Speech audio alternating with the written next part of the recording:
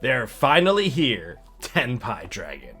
And lucky for me, my wife did actually have this in her bulk ultimate rare collection, and she's agreed to trade it to me for an easy future trade of every single quarter century secret or Madolche card that comes out in Infinite Forbidden. As a husband and wife deal, this is a no-brainer. We take those deals so I can make this video. So, Tenpai Dragons, what are they? What do they do? And are they going to be part of the meta? One, they are a fire dragon based archetype that focuses mainly on synchro summoning. They can do over 30,000 damage, which means they can play Prosperity. That's what they're known for already.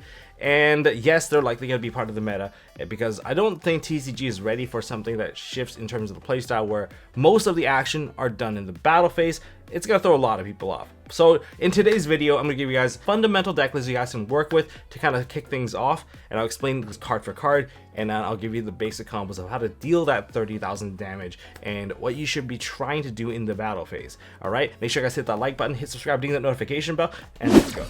So starting off with the main deck, I've had this stuff on my table for some time now, so I feel really glad that I can actually talk about it for once and showcase it on a video. I'm not telling you guys how early I've had it, but here we go. So starting off with triple copies of Tenpai Dragon Pydra to kind of break down the small dragons. Now all of them share a quick effect during the battle phase. You can perform a synchro summon. So all of them have that by base. The other two monsters, they offer additional effects plus something else. So one of the additional effects is this one in particular. On normal summon or special summon, you get to set or add to your hand a Sangen spell or trap. Not the three-eyed monster, but Sangen, which is S-A-N-G-E-N. And you get to set it onto the field or add it to your hand. So you can kind of bypass Drone Lockbird to some degree, and you can even set up the field spell for you, which is really fantastic without locking you into Drone Lockbird. And so what else do you offer? This particular monster on the field, if you battle with a Fire Dragon monster, you do not take battle damage from those battles. So that's really useful, especially when you want to get their damage step effect off while your opponent has like the most towering monsters. Next, we have the other starter of the deck, which is Tenpai Dragon Chandra. Now you can normal summon out this card and go to battle phase, and you can pretty much still execute a ton of damage against your opponent. But be aware that this one doesn't exactly have a normal summon effect, but it does have a special summon effect where you can special summon this card from your hand as long as you control a Fire Dragon monster. Now this particular monster doesn't offer you any level of protection, but that's fine because when any monster goes into battle, during the damage step, you get to summon from your deck one of your Tenpai Dragons. So that's why you can summon into Pydra, and since Pydra got summoned, you get to add a card, and that card really can't be Ash because you're still in damage step of all things. And then once you get that card, now you can actually play the additional card, and that's likely gonna be your Sangen spells. So this is a very useful card, and this is your tuner of the deck. So this is a very key monster. Without this one, you're not gonna be able to do very much in the battle phase. And next we have 2 copies of Phaedra. You can play 1 or 2 copies. 3 copies is gonna be a bit overkill, and it's going to be a break. First of all, you can't special summon out this card from your hand by default, but it is your graveyard summoner. So if you can summon this card by any other means, you get to trigger the effect either in the damage step or on summon. So it has a damage step effect, or on summon it could do something, and that is to special summon something from your graveyard. Now on top of that, this is the one that prevents your Fire Dragons from being destroyed by battle. It states right here that your Fire Dragon monsters cannot be destroyed by battle. So this is a card that can wall up against your opponent, and this is something that you have to be aware of in the mirror match, just in case you can't break through your opponent's walls, which is why people are considering running Samurai Destroyer. But I don't think that is completely necessary, but it's still a very good card. And again, they all carry the Synchro Summon effect. So this is why it's really useful to summon this with Chandra or with the spell card. Moving on, now we're going into some of the tech pieces. One of the tech pieces I'm choosing to try out right now is Blaster. Eventually, Blaster probably will be a mainstay once the Infinite Forbidden stuff comes out, so that you can actually just banish this card and just get your Tenpai Dragon Search. If this card gets banished by your Runic players, then get yourself a free search. So, you know, you get your way to start off like that. Also, this acts as a generic removal, so you can just discard this with another fire monster and pop a card on the field. 1 Bistio Magnuma, because it's a search all for dragons, and provides you with a hand trap. We are in TCG, so I'm playing 2 copies of Kashtira Fenrir. Level 7 is fairly important in this deck because you synchro into 7s to get into your 10s. This is a natural 7, so you can start off by just shutting off your opponent's entire turn. Yes, the Tenpai Dragon level 10 does not allow your opponent to respond to anything. And with the field spell, you really shut them down from basically everything. But this is mainly a TCG option, considering that OCG cannot play something like that. Into the hand traps, we play Triple Veiler. I don't think I need to explain that. I'm currently trying out Triple Ogre, might alter it in the future, because you can use this to disrupt the field spell, and you can disrupt them from synchro summoning, because you can destroy their monster, and then that kind of just ends that particular play, which is why it's very important. And also, even against like stuff in the previous meta, you can use this to take out some field spell, like Divine Temple. There are just certain monsters you don't want them to activate. Chain to Appaloosa. These are all very good options, especially now when Appaloosa is mainly the key negate here. The Ghost Ogre can just act as a really good counterplay. And then there's Triple Ash Blossom. Not exactly the biggest fan of this card, considering that it provides your opponent with a Hita follow, which can help them go into Promethean Princess. We'll see where this goes. Maybe I'll switch them into Ghost Mourners. Continuing on, we have Triple Infinite Impermanence, and that's the final set of the hand traps. This is a blind second deck for the most part. I'd rather go second than go first. And into the spells, Triple Pot of Prosperity, because you can just dig for whatever card. There's almost no consequence if you can execute the full combo, because you're still doing over 30,000 damage, okay? So it's GG.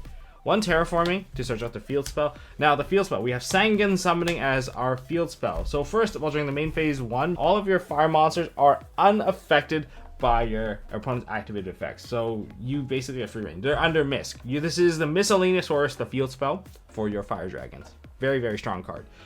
You get to add a Tenpai Dragon monster from your deck to your hand, but you do have to discard the card afterwards, which is okay. It can start loading up for a Fadra instead. If this card is destroyed during the battle phase, you can target a Dragon Synchro monster and double their attack. So this is why it can do so much damage. We're going to showcase that in the combo section of the video. Then we have 3 copies of Sangan Kaimen. So this is the quick play spell that you can add to your hand and basically use it in any of the phases, but preferably you want to activate it in the battle phase. Because if you activate this card during the main phase, well, you only get to use one of the effects, which is essentially a Rhoda for a Fire Dragon monster, or you can summon out a Fire Dragon monster from your hand. But if you do it during the battle phase, you get both effects at the exact same time. Well, not exact same time. You do one and then you kind of sequence it. It's very, very good, okay? It's a very good card, because that's why one Pydra can just OTK the opponent. If you have no answer to Pydra, then you're going to lose. Then we play Triple Forbidden Droplet, so we can turn off their opponent's monster, make them easier to hit over, and that just makes life a lot easier. And then we have 1 Change of Heart, 1 Harpy's Feather Duster, 1 Lightning Storm, because we are here to just OTK the opponent. That's why blind second cards are probably the better bet. I want to try Cosmic Cyclone. I don't know what's the sequence or the timing of the current format. Once I have that figured out, I'll probably decide whether or not these 2 are the right choices. Maybe I want to play Triple Attack, maybe I want to play Thrust, maybe I want to play Cosmic Cyclone. But I want to change it up. But going second is definitely the better choice, because you have a battle phase to maximize your effects. All right, that's very, very key. And then finally, 1 copy of Call by the Grave. So for the extra deck, we have, starting off, 2 copies of Sangenpai Biden Dragian. This is essentially your Sprite Elf, or your Promethean Princess that is a trigger effect. This is a Dragon Synchro tuner, so it can help extend additional plays. So you get to summon back 1 Fire Dragon monsters in the graveyard and special summon them back onto the field. And lucky for us, this card does not negate their effect, so it's really good for you. Now, all these Sangenpai Dragons, these Dragians, they can summon themselves back from the graveyard as long as you've declared 3 attacks this turn. Now, that particular effect is once per duel, so it's only there to finish the job. If you can't do that, then unfortunately there's nothing more. Now, when you summon this card back from the graveyard, you destroy Spell Trap on the field, which is great, because you can go into the 10, which is Sangenpai Dragon Transcendent Dragian. This card essentially does not let your opponent play Yu-Gi-Oh! You unplug their controller and then you do whatever you want. Your opponent cannot activate cards during the battle phase. Like, it's really, really rough. On top of that, all your opponent's monster must attack. Everything goes into attack position, and you can also summon itself back from the graveyard as long as you declare 3 attacks. Also, once per duel, this one destroys a card upon that particular effect. But this isn't your OTKer. This is not your killer, because your main killer monster is going to be Trident Dragian. This card, destroy 2 cards that you control, you gain additional attack. You want to destroy the field spell, boost the attack of this. That's 18,000 damage. That is, this alone, even through Prosperity, will already do more than enough damage. Half damage is 9k on its own. This is a very dangerous monster. However, it builds up your own cards, not your opponent's, which is why you want to play cards like Change of Heart. Take your opponent's monster and blow it up along the way. Anyway, yeah, fun times. but these are your base dragons that you have to play. Then you have a package that is a bit more optional, depending if you want to play Pot of Extravagance or not. OCG has chosen to play Pot of Extravagance in some of their builds, so they don't min-max on some of these names. Starting off, we have one copy of Black Rose Dragon. It's a fire dragon after all. And then we have Black Rose Moonlight Dragon. If we need an option to just get rid of a special summon monster without sending it to the graveyard, then Moonlight Dragon is probably your best bet. Although there is another dragon that can just destroy a solo monster, just in case you don't want to blow up your entire field. We have Koibelt, the Blade Dragon, and this can destroy cards. It can also hit a back row, and that is a TCG exclusive option. And that's why I'm not sure if you really need Samurai Destroyer. If they put up a monster that cannot be destroyed by card effect, you can just use, sorry, not card effect, by battle, then you can use Koibelt to kind of destroy it. And if you want to bounce a special summon monster, you can just get rid of that. And this can also function much like a Nightmare Phoenix for you. So I think there is room for this. And finally, we have one copy of our Odd Eyes Meteor Burst Dragon. Why would you want to make a monster like this? Is because your opponent cannot activate monster effects during the battle phase. And again, this is like a short form version of the level 10, but that's fine. And that would be all the synchros. So the rest of it would be the link package. And this link package essentially is just there to help you get Zelantis in case you do get like, barrier locked out. So starting off, we have one copy of Hita. We have all fire, so it's really easy. We have one copy of Striker Dragon. We have a copy of Heraldic Seal of the Heavenly Spheres. So these are the baseline in case you want to end your turn. If you're stuck going first, you're likely going to try to end with this. And I guess I can kind of show you what I'm doing right now. It's just an option that you can do. It doesn't necessarily mean it's like the best play. It's decent, okay? It's decent to end on this, and then you can actually have some follow-up, and perhaps if your opponent goes into the battle phase, they have to maybe experience a Black Rose Dragon along the way. But these are the baseline monsters that you want to have. And then additionally, we have the rest of it, which is the SP Little Knight, because SP is SP. SP is just too good of a monster not to have. And we have Promethean Princess, Bestower of Flames, Salamangreat, Raging Phoenix, and finished off the combo, we have World Sea Dragons Alliances. Alright, we have this Alliances combo in here. Well, before we continue, check us out at MSTmerch.com for your card game essential needs. I know you guys have been eyeing these foil sleeves for some time now. If you guys haven't seen them already, these are the LT Instinct and the LT Ego. Here's the shine pattern on them. But yeah, these are the OG MST ones. If you guys have these, I know you guys are the OG, and it really showcase that you guys are a fan of MST.TV. And of course, for foil sleeves, they can get scratched up, so we do also offer over sleeves to protect your foil sleeves, and just to showcase that they work for the Yu-Gi-Oh size sleeves. So here you go. And for the carbon series, we have the whites, the pinks, the blacks, the whites. All of these, we sell them in multiples and big bundles so that you can get them at a big discount, but they have the smoothest shuffle feel. They remind a lot of people of the classic PC white, the closest thing to it. So I'm really glad that we have these available for you. Box dividers. You might have heard me mention about box dividers from time to time. Now, when you're sorting your collection, you have like these little tabs. I made these way back in the day. I found these like kind of in my trash bin, and yeah, I kind of got rid of these because I designed these ones myself, which are just bigger. If you want to do a little size comparison, they stick out. I don't want them to get buried in my collection, and I have horizontal boxes as well, so you can actually rotate them, and then you can use them as a horizontal box divider as well. You have the letters right there. And some people are like, well, just fit it in a top loader. You're right, you could fit them into a top loader. See? And now they're sticking out even more, and they're perfect fit for a top loader, just in case you want to sort your collection that way and have everything stick out. And that was the quick demo. Thanks for checking out MSTmerch.com. Okay, starting with the basic OTK, 110 Tenpai Dragon. Pydra essentially can do it. And so here we go. Let's just start off with the normal summon of Pydra. Pydra effect, we're going to add Sengen Kaime. We don't even have the field spell on this one, so don't expect to blow it up along the way. Now, we're going to go into battle phase. On battle phase, we're going to activate Sengen Kaime. Sengen Kaime is going to summon our Chundra onto the field. Leave everything in attack position because you need to get that attack declaration out. Let me just point that out now. And from here, we're going to activate Chundra's effect by declaring the attack, and during damage step, we're going to activate the effect, and that's going to summon out Fadra. This does multiple things. If you're going to be swinging into your opponent's monster, you're already not really going to take damage thanks to Pydra, but Fadra will prevent you from being destroyed by battle. So this will keep the monster alive. Now that that's out, we're going to activate the effect of whatever that you need here, because Pydra, you can declare an attack with Pydra as well, just so they can get the attack declaration count up.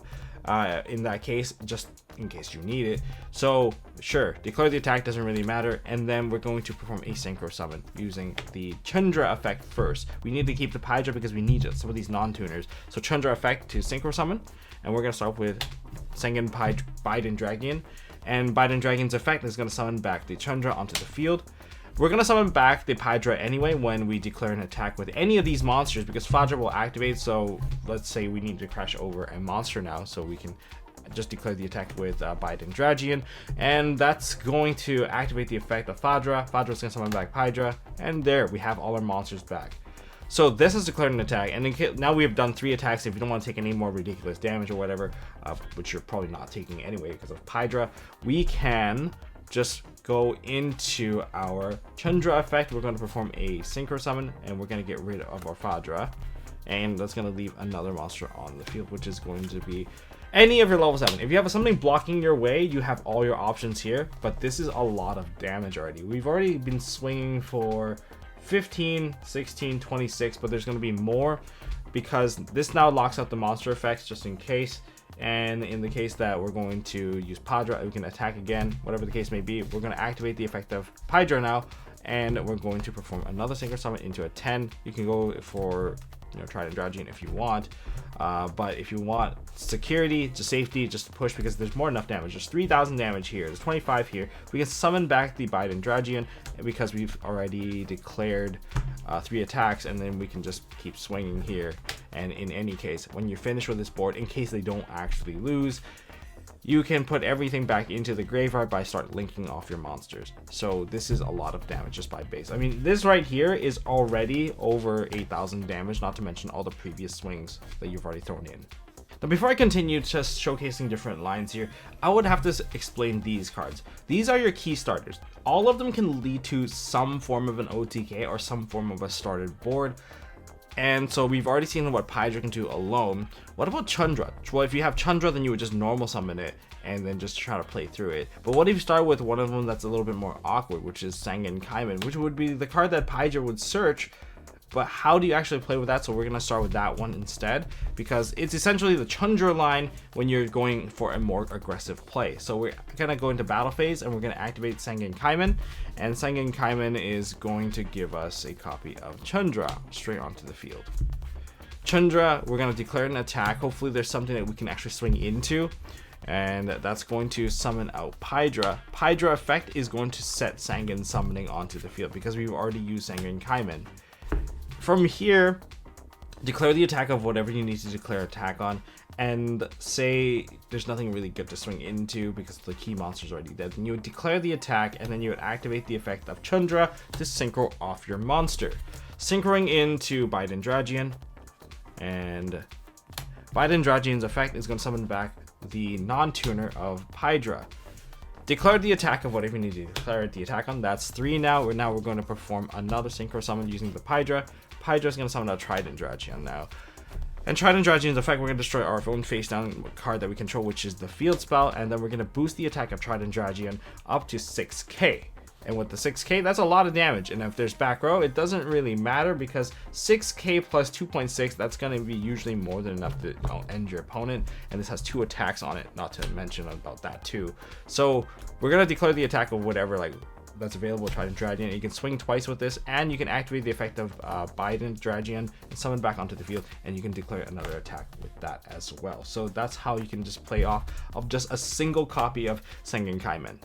So in the case that you're stuck going first, like your opponent's gonna make you go first. Most of the time they want you to go first, but they're not too sure because it's really confusing. There's a lot of mind games when it comes to games 2 and 3 because they're worried about cards like Heatwave, because Heatwave auto kills 90% of decks, and Shifter ruining their time because they can't really use their graveyard and making a very easy board for you to just push into. I guess you have to learn how to push in with just Tenpai Dragon Pydra, but that's where the change of heart and stuff comes in to remove the monsters, and then you just finish them with a very, very basic attack combo. But in the case that you don't have either of these, what should you do when you go first? You need to find a way to kind of get interaction against your opponent, and this deck isn't really known for that. Most of it's in the battle phase, so you need to force them into securing a falsely safe battle phase. So if you go into Pydra, you should somehow get either Sangan Summoning. I think Sangan Summoning might be the better option compared to Sangan Kaiman, because this one you can actually bring back and give you an activation on one of your cards, which is the Heretic Seal of Heavenly Spheres. Okay, so get this, dish a card, say you had Lightning Storm, okay, it was not useful, and then you can get Chandra thanks to the effect of Sangan Summoning. Special summon out the Chandra, and now perform a Link Summon of your favorite Heretic Seal of Heavenly Spheres. Let's put this onto the field. So at this particular instance, there's actually more interactions than you might think, because the battle phase is what really is going to end your opponent. They need some sort of negation, and you can disrupt them. You can bounce back your cards. You can get hit by Dark Ruler, still bounce back your card, and you're not going to die because Dark Ruler is Dark Ruler. So what we can do here now is that if they perform anything or they go into battle phase, whatever the case may be, just bounce back your card. Activate Seals. Seals is going to trigger its effect. That's going to summon back Fadra, right? With Fadra on the field, that changes things up, because now Fadra on summon, we can summon back our Chandra. This makes it very awkward for them to declare an attack, because if they declare an attack, you get another monster. But even in this particular instance, you have the ability to synchro summon during the battle phase. That really throws your opponent off, because you can go into so many different things. You can build board. You can go into your first 7, which is your Sangenpai Biden Dragian. So you go into a Biden Dragian summons back your Hydra. Hydra effect, you get to add a card back to your hand, and then you can continue to climb up, and you can climb all the way up into the monster that really throws people off, where it just turns off all their effects, which is Sangenpai Transcendent Dragian. Really throws them off a lot. If they declare too many attacks, you can get your Biden Dragian back, and now start kind of clearing the field. And even if they destroy this, they declare so many attacks afterwards, these cards can just summon themselves back to just wall off against your opponent. So that's why that's important. Alright, so that's kind of what you would do if you're going first, which is why Heretic Seal is such an important card for the deck. Okay, for completion's sake, we're going to do the 30,000 damage combo. You guys can do the calculation yourself. Normal Sound of the Pydra effect. We're going to go for the field spell this time. Activate the field spell again. Dump away the lightning storm, the extra card, add Chandra to your hand, and activate the effect of Chandra to special summon itself out. Okay, battle phase, start first attack, Chandra effect, and start a damage step, summon out Fadra.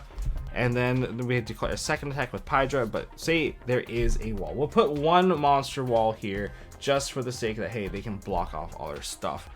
So we go into our Pydra, and then that's the attack declaration, but we're going to activate Chandra effect to synchro it off. And that's going to synchro summon into our Sangenpai Biden Dragian. Okay, effect of Biden Dragian. We're going to summon back our Chandra. I'm going to declare an attack with our Chandra again. So this has 3k, alright? 3k wall. Attack again. And we're going to declare the effect of Fadra. Fadra's going to summon back Pydra so we don't take the damage on these particular battles. Right, now we're going to go into the real play. So we're going to activate the Fadra now. Pydra has not activated the effect. We're going to clear off that monster. And that's going to go into Koi Belt, the Blade Dragon. And that's going to use the effect to destroy this. That's taken care of. Now we declare 25, 26, and 17. That's great. Activate the effect of Hydra now. Okay, we're gonna sync this off. And then we're going to Trident Dragian. Trident Dragian's effect, we're gonna destroy both of these. That's gonna give it even more attack. And then we're gonna use the effect of Sangen Summoning, doubling the attack to 6k. So this is 18,000 on its own with the previous one. And then we can activate the Sangenpai Biden Dragian from the graveyard, special summon, and declare another attack on that. I think that is enough. If all the babies also went through 100%, that's over 30,000 damage.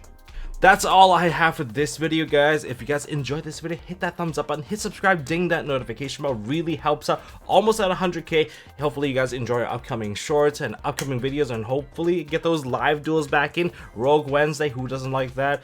And there's also, of course, Ultimate Counter Guide, because it's a new season, fresh season. Let's learn how to beat some of these decks along the way. Thank you guys for watching. Thanks for the support. I'll see you all in the next one.